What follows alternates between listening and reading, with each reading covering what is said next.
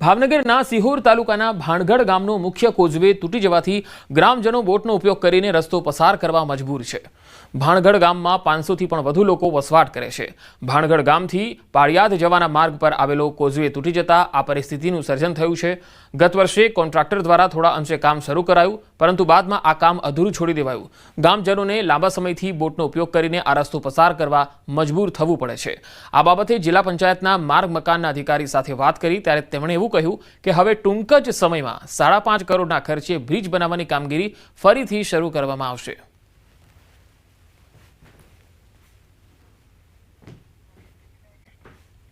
વલસાડ જિલ્લાના વાતાવરણમાં આજે પલટો જોવા મળ્યો છે। વાપી સહિત જિલ્લાના કેટલાય વિસ્તારોમાં છૂટોછવાયો કમોસમી વરસાદ વરસ્યો છે।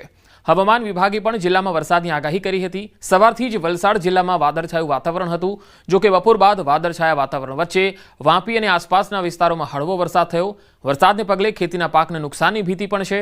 ખેડૂતોમાં ચિંતાનો માહોલ છવાયો છે। આગાહીને લઈને પોરબંદર બંદર પર સિગ્નલમાં બદલાવ કરાયો છે। બંદર પર 1 નંબરના સિગ્નલને બદલે 3 નંબરનું સિગ્નલ લગાવાયું છે। હાલની પરિસ્થિતિ જોઈએ તો દરિયો તથા વાતાવરણ એકદમ સામાન્ય છે, છતાંય તંત્ર દ્વારા સાવચેતીના ભાગરૂપે 3 નંબરનું સિગ્નલ લગાવી માછીમારોને દરિયો ન ખેડવા સૂચના અપાઈ છે।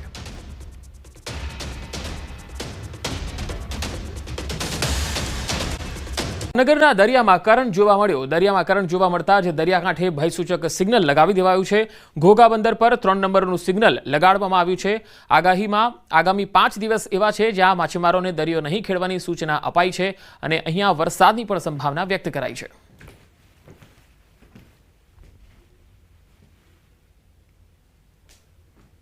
અમારા જે માછીમાર ભાઈઓ છે તેની આ અમારી લંગારવામાં આવે બોટની જગ્યા છે તેની અંદર બોટ લંગારી દેવામાં આવી છે અને જે અમુક બાર છે તેને હાઈ એલર્ટ કરી ને અમારા મરીન પોલીસ તેમજ ફિશિંગ ડિપાર્ટમેન્ટ કસ્ટમ જીએમબી વાળાએ 3 નંબરનું જે સિગ્નલ ચડાવવામાં આવ્યું સિગ્નલ પર ચડાવી દીધેલું છે અને હાલ કોન્ટેક્ટમાં રહી અને પરત બોલવાની કાર્યવાહી ચાલુ કરી દીધેલી છે। સાગરમાં સિસ્ટમ સક્રિય થવાથી દરિયામાં કરંટ જોવા મળ્યો। સૌરાષ્ટ્રના દરિયાકાંઠામાં એલર્ટ જોવા મળ્યું।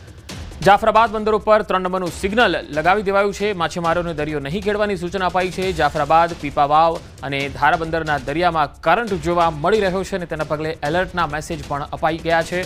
માછીમારોને દરિયો નહીં ખેડવાની સૂચના આપવામાં આવી છે।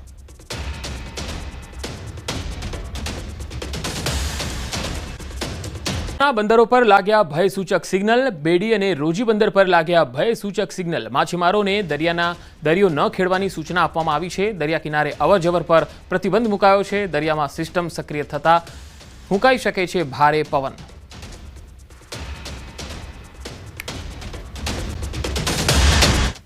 બિલકુલ જે પ્રકારે વાત કરવામાં આવે અરબી સમુદ્રમાં જે ડીપ ડિપ્રેશન ઉદ્ભવ્યું છે તેને લઈને સંભવિત વાવાઝોડાની આગાહી છે તે વ્યક્ત કરવામાં આવી છે। હવામાન વિભાગ દ્વારા જે પ્રકારે સૌરાષ્ટ્ર કચ્છના દરિયા કિનારો છે ત્યાં હાઈ એલર્ટ આપવામાં આવ્યું છે અને એલર્ટને લઈને તકેદારીના પગલાં છે તે લેવાઈ રહ્યા છે। જામનગર જિલ્લાની વાત કરવામાં આવે તો જામનગર જિલ્લાના તમામ બંદરો પર ભયસૂચક સિગ્નલ છે તે લગાવી દેવામાં આવ્યું છે। જે પ્રકારના દ્રશ્ય આપ જોઈ રહ્યા છો જામનગર જિલ્લાના આ જે બેડી બંદર છે ત્યાંના દ્રશ્યો છે। અહીં તમામ જે બોટો છે તે બોટોને કિનારા પર લાંદરી દેવામાં આવી છે। જે પ્રકારે હવામાન ખાતા દ્વારા જે ડીપ ડિપ્રેશન ઉદ્ભવ્યું છે તેને લઈને સમુદ્રની અંદર જે તોફાન છે તે તોફાન આવી શકે છે। સંભવિત વાવાઝોડાની આગાહીને લઈને તમામ જે માછીમારો છે તેમને પરત બોલાવી લેવામાં આવી છે। બોટ ચાલકો છે તેમને પણ પરત બોલાવી લેવામાં આવી છે। જે પ્રકારે ગુજરાત મેરીટાઈમ બોર્ડ, ફિશરીઝ વિભાગ અને કોસ્ટગાર્ડ દ્વારા દરિયો ન ખેડવા માટે સૂચના આપી દેવામાં આવી છે। જામનગર જિલ્લાની વાત કરવામાં આવે તો જામનગર સહિત સૌરાષ્ટ્ર કચ્છના તમામ બંદરો ઉપર હાલ ભયસૂચક સિગ્નલો છે તે લગાવી દેવામાં આવી ગયા છે। 25 થી 27 તારીખ દરમિયાન જે હળવોથી ભારે વરસાદ છે તે પણ પડી શકે એમ છે। તેને લઈને ધરતીપુત્રોની ચિંતા છે તે પણ એક તરફ જોવા મળી રહી છે, કારણ કે જે પ્રકારે દિવાળી બાદ આ જે સર્ક્યુલેશન ઉદ્ભવ્યું છે, જે ડીપ ડિપ્રેશન અરબી સમુદ્રમાં જોવા મળી રહ્યું છે, જેને લઈને સંભવિત વાવાઝોડાની અસર છે તે જોવા મળી શકે છે અને હાલ તમામ બંદરીય વિસ્તારોમાં સાવચેતીના પગલાં છે તે લેવામાં આવી રહ્યા છે। બંદર પર લગાવાયું છે 3 નંબરનું સિગ્નલ। માંગરોળના દરિયામાં કરંટ જોવા મળ્યો। તમામ માછીમારોને પરત આવવા સૂચના આપી। દરિયામાં 10 થી 15 ફૂટ ઊંચા મોજા ઉછળ્યા। દરિયા નજીક લોકોને નહીં જવા માટે સૂચના આપવામાં આવી છે। તકેદારીમાં 3 નંબરનું સિગ્નલ ને તમામ લોકોને પરત બોલાવી લેવા માટે થઈને સૂચન પણ કરવામાં આવેલ છે. દરિયાની સ્થિતિ અત્યારે 12 થી 15 ફૂટ ઊંચા મોજા ઉછળે છે. દરિયો એકદમ કરંટમાં છે. ગુજરાતમાં હવામાન વિભાગની માવઠાની આગાહીના પગલે દરિયામાં પણ કરંટ જોવા મળ્યો છે અને જૂનાગઢ જિલ્લાનું જે માંગરોળ બંદર છે ત્યાં 3 નંબરનું સિગ્નલ લગાવી દેવામાં આવ્યું છે. ખાસ કરીને જે માછીમારો દરિયો ખેડવા ગયા છે તમામ માછીમારોને પરત બોલાવી લેવામાં આવ્યા છે અને હાલ જે રીતે આ દરિયાની સ્થિતિ જોઈ શકો છો કે અહીં 3 નંબરનું સિગ્નલ લગાવાયું છે અને મોજા છે તે 10 થી 15 ફૂટ ઊંચા ઉછળી રહ્યા છે.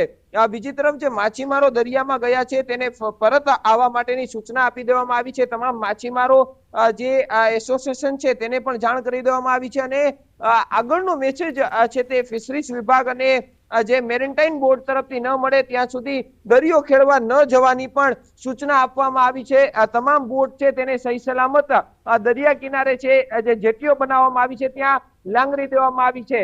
હાલ હજુ પણ આ પરિસ્થિતિ બગડે તેવું જોવા મળી રહ્યું છે કારણ કે જે મોજા ઉછળી રહ્યા છે તેના પરથી સ્પષ્ટ રીતે દેખાય છે કે હાલ જે બંદરની સ્થિતિ છે ત્યાં આજે 10 થી 15 ફૂટ ઊંચા મોજા ઉછળી રહ્યા છે પરંતુ આવતીકાલે સ્થિતિ આનાથી પણ ભયંકર બને તેવી પણ એક શક્યતાઓ છે. અમારા બકાઈ ન્યૂઝ 18 ગુજરાતી માંગરોળ. સિસ્ટમ સક્રિય થવાથી દરિયામાં તેની અસર જોવા મળી. મોટાભાગના બંદરો પર 3 નંબરનું સિગ્નલ લગાવી દેવાયું છે. દરિયાકાંઠા વિસ્તારોમાં ભારે પવન ફૂંકાઈ શકે છે. કાંઠા વિસ્તારોમાં હળવાથી મધ્યમ વરસાદની સંભાવના છે. 55 કિલોમીટર પ્રતિ કલાકની ઝડપે પવન ફૂંકાઈ શકે છે.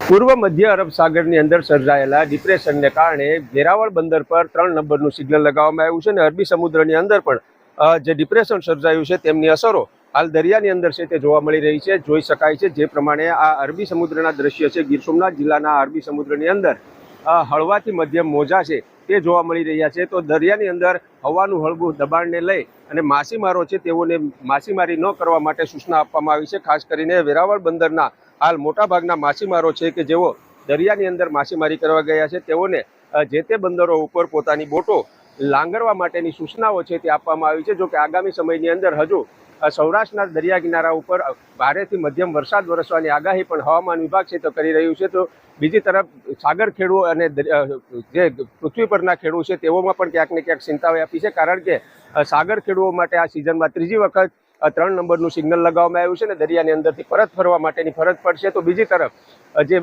ખેડૂતો હોય છે તેઓના મહામૂલી પાક છે તે હાલ લણવાની તૈયારીમાં છે ત્યારે સાગર ખેડૂની સાથે સાથે જે જમીન પરના ખેડૂતો છે તેઓને પણ હાલ ચિંતા વ્યાપી છે કારણ કે તેમના મહામૂલી પાક છે તે લણવાની તૈયારીમાં છે. પરંતુ હાલ હવામાન વિભાગ દ્વારા જે વરસાદની આગાહી કરવામાં આવી છે તેમને લઈને હાલ સૌરાષ્ટ્રના દરિયા કિનારા પરના જે લોકો છે તેઓ ચિંતિત જોવા મળી રહ્યા છે.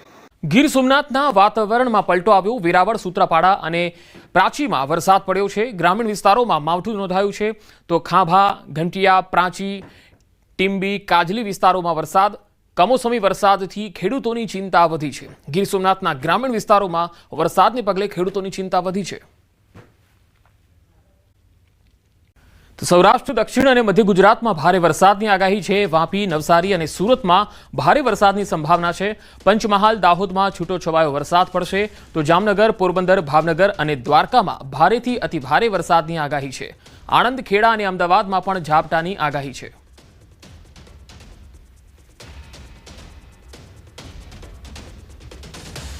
સૌથી વધારે અસર એની દક્ષિણ ગુજરાતમાં અને મધ્ય ગુજરાત અને સૌરાષ્ટ્રના ભાગમાં જોવા મળશે. દક્ષિણ ગુજરાતની વાત કરું તો આપણે વાપી છે, નવસારી છે, સુરત છે, આની અંદર ત્યાં આગળ આપણને વરસાદ ભારેથી અતિભારે વરસાદ પડવાની સંભાવના છે. ત્યારબાદ આપણે વાત કરીએ તો પંચમહાલ, દાહોદ છે ત્યાં આગળ થોડો છૂટાછવાયા વરસાદ પડવાની સંભાવના છે. ત્યારબાદ સૌરાષ્ટ્રના કાંઠાની વાત કરીએ તો જામનગર છે, ભાવનગર છે, પોરબંદર છે, બેટ દ્વારકા છે, દરિયાકાંઠાનો જેટલો બી આખો વિસ્તાર છે એ તમામ વિસ્તારની અંદર ભારેથી અતિભારે વરસાદ પડવાની સંભાવના છે.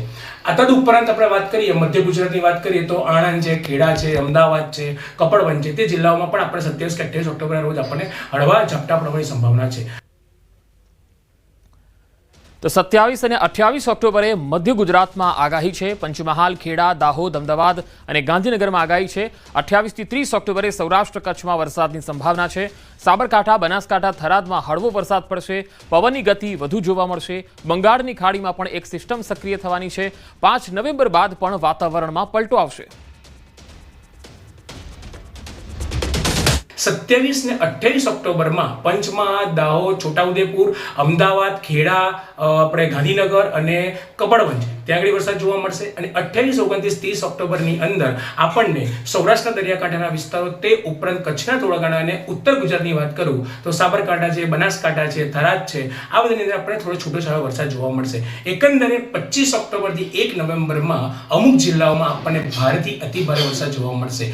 આ માવઠાની અંદર આપણને પવનની ગતિ થોડો વધારે જોવા મળશે. આ સિવાય બીજી એક વાત કરું કે ઓલરેડી બંગાળની ખાડીમાં બી એક સિસ્ટમ સક્રિય થઈ રહી છે, એટલે આવનારા બીજા 10-15 દિવસ બાદ એટલે કે 5 નવેમ્બર બાદ આપણે પાછું માવઠાની અસર જોવાની સંભાવના પણ જોડે છે. બંગાળની ખાડીમાં બનશે મોન્થા વાવાઝોડું. બુધવારે આંધ્રપ્રદેશના દરિયાકાંઠે ટકરાશે. હવામાન વિભાગે જાહેર કર્યો સંભવિત ટ્રેક. 27 ઓક્ટોબરે વાવાઝોડું બનશે અને 29 ઓક્ટોબરે કિનારે ટકરાશે આ વાવાઝોડું. અને આ જ્યારે ટકરાશે ત્યારે ગંભીર સ્વરૂપમાં હશે. 100 કિલોમીટરની ઝડપથી પવન ફૂંકાઈ શકે છે.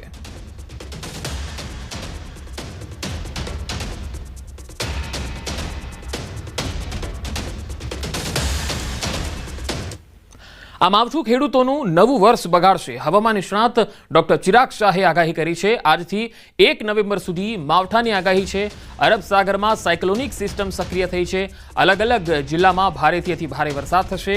લાનીનો પેટર્નની અસરને કારણે કમોસમી વરસાદની શક્યતા છે. ક્યાંક છૂટો છવાયો તો ક્યાંક ભારેથી અતિ ભારે વરસાદ પડી શકે.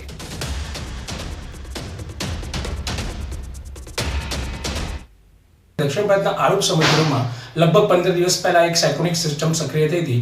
એ સાયક્લોનિક સિસ્ટમ સક્રિય થવાના કારણે અત્યારે હાલની જે સિસ્ટમ છે એ ધીમે ધીમે બોમ્બેથી ગુજરાત તરફ આવી રહી છે, જેના લીધે 25 ઓક્ટોબરથી લઈને 1 નવેમ્બરમાં ગુજરાતના અલગ અલગ જિલ્લાઓમાં, અમુક જિલ્લામાં ઓછો વરસાદ અને બીજા જિલ્લાઓમાં ભારેથી અતિ ભારે વરસાદ પડવાની સંભાવના છે. આ સિસ્ટમની વાત કરીએ, આ સિસ્ટમ એક આપણે કહી શકીએ કે અલ નીનો અને લા નીનાની જે ઇફેક્ટ આપણે જે ક્લાઇમેટિક ભાષામાં જે બે પેટર્ન છે, એક પેટર્નની એક લા નીના પેટર્ન છે, એના ભાગરૂપે સિસ્ટમ ત્યાં સક્રિય થઈ છે. આટલા વર્ષોમાં આપણે આજ સુધી કોઈ જોયું નતું કે હવે નવેમ્બરમાં બી માવઠાની અસર જોવા મળશે, પણ આ લાનીના કારણે આપણે હવે આ નવેમ્બર મહિના અને ઓક્ટોબર મહિના એન્ડની અંદર આપણે લાનીની અસર જોવા મળશે અને એક સિસ્ટમ સક્રિય જોવા મળશે.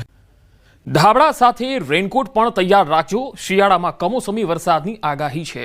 આગામી 4 દિવસ ભારે વરસાદની આગાહી છે. અરબી સમુદ્રમાં ડિપ્રેશન સક્રિય થયું છે અને આવતીકાલે ભારેથી અતિ ભારે વરસાદની સંભાવના રહેશે.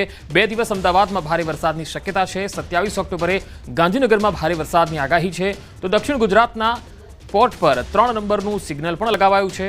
ઉત્તર ગુજરાત તરફના પોર્ટ પર 1 નંબરનું સિગ્નલ લગાવાયું છે. અરબી સમુદ્રમાં સિસ્ટમ સક્રિય હોવાથી માછીમારીઓ દરિયો ન ખેડે એવી સૂચના પણ અપાઈ છે.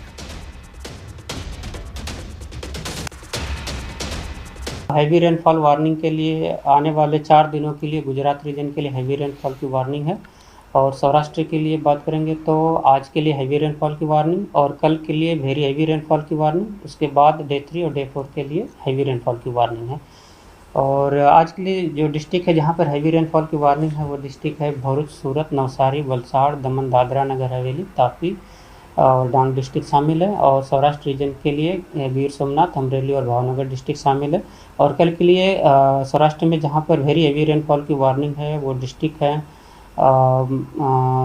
भावनगर, अमरेली और बोटा डिस्ट्रिक्ट शामिल है. और इसके अलावा सौराष्ट्र के सारे डिस्ट्रिक्ट कवर हैं जिसमें हैवी रेनफॉल की वार्निंग है. फिशरमैन वार्निंग की बात करेंगे तो आने वाले 5 दिनों के लिए फिशरमैन की वार्निंग है. और जो विंड की स्पीड होगी वो 35 से 45 किलोमीटर और जो गस्टिंग होगी विंड होगी वो 55 किलोमीटर पर आवर के आसपास रहने का पूर्वानुमान है.